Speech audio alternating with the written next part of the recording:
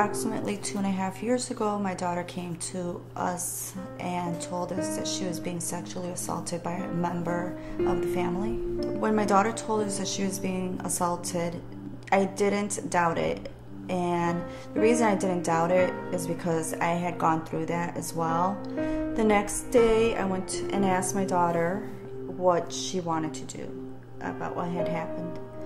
And she told me she wanted to press charges, and I was very happy that she made that decision.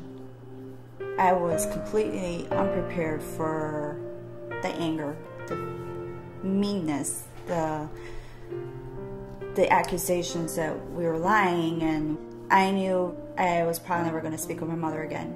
The day this person was arrested, my father's last words to me were, "Have a nice life," and I never heard from him again.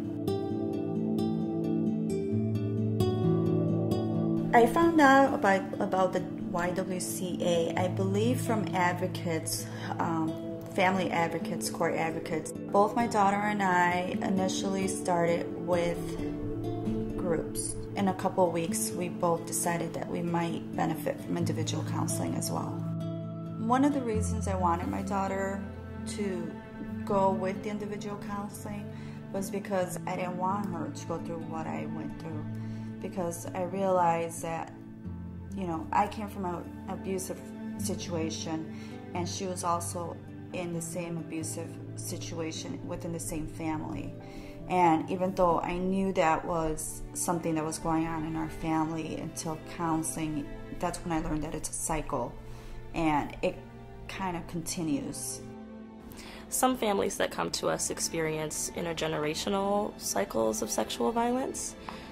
It can be incredibly difficult, and it takes a lot of courage to break that cycle, particularly when you don't have the support of your family. Working with Rachel, I have learned to control my own feelings, deal with my emotions, find healthy outlets. It helps me not be so angry. My daughter is much better. Through her services at the center, she was able to deal with her emotions. She was also able to see that there were other girls that this had happened to, that she wasn't alone. And she learned, she had a place that she could go to cry and let out whatever emotions she needed to let out. I would absolutely recommend the YWCA to other victims. I don't know where we would be without their help and their support. I don't know how I, for one, would have gotten through the wave of emotions that I was going through.